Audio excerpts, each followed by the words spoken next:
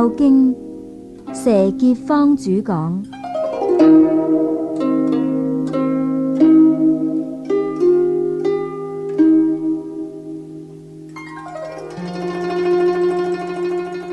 各位聽眾，你哋好，現在又同各位喺空中見面，研究孝經啦。今日係研究天子章第二，呢一章呢係分析天子孝親嘅道理噶。以下嘅經文係咁嘅：子曰：愛親者不敢惡於人，敬親者不敢慢於人。愛敬盡於時親，而德教加於百姓，形於四海，蓋天子之孝也。虎形云：一人有慶，兆民乃之。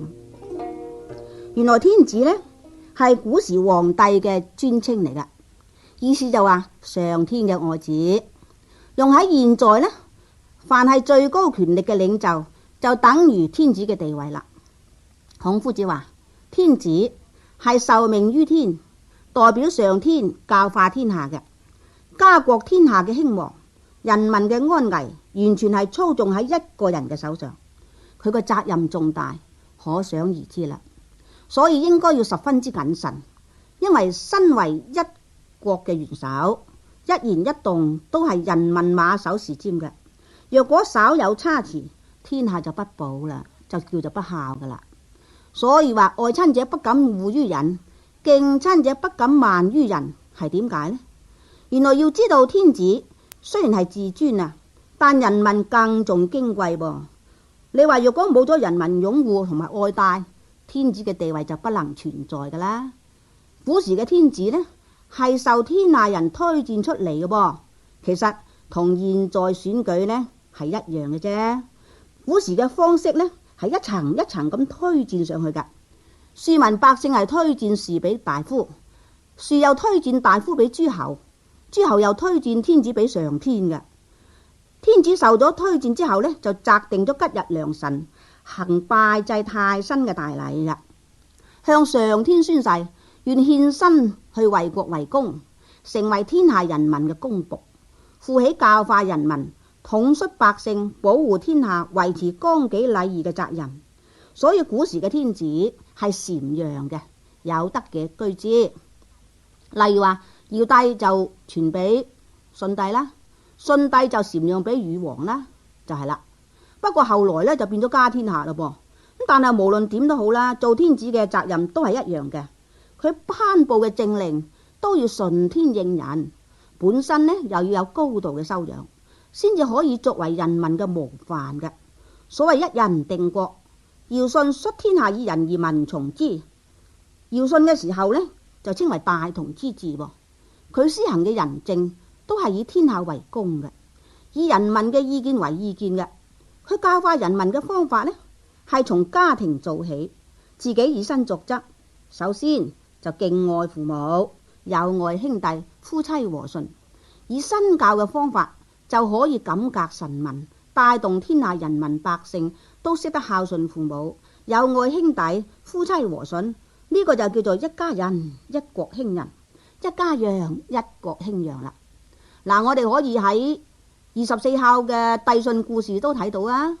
嗱，好似話大舜，佢喺父還母銀，佢個細佬又驕傲嘅環境之下呢，仍然仲能夠盡敬愛父母嘅心，又能夠呢有愛佢嘅細佬，卒之就孝感動天啦。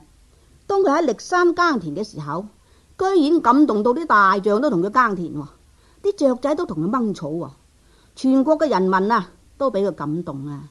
咁帝堯呢就用2位公主下嫁俾佢，仲俾9個仔跟佢學嘢添啊。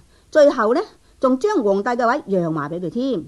所以帝舜就以身教嘅方法而使到呢個天下太平。所以孔夫子就話啦，做天子嘅人只要能夠愛敬盡於時親，而德教加於百姓，亦即是話天子嘅大孝啦。相反嚟講，若果一個領袖嘅人唔能夠以身作則，自己又唔孝順，又唔友愛，對父母嘅恩都唔知報答，手足又冇咗半點嘅親情，咁人民就跟住你學噶啦。咁就叫一人貪累啊，一國作亂，其機如此啊。所以桀紂率天下以暴，而民從之。其所令反其所好，就移民不從喎。夏桀呢個暴君驕奢淫逸，寵愛呢個媒喜，做瑤台啦，係咪啊？於是做瓊宮呢，就將人民嗰啲珠寶玉石就同佢裝飾，將人民嗰啲血汗呢供佢享樂，就不恤民間，殘殺啲忠良。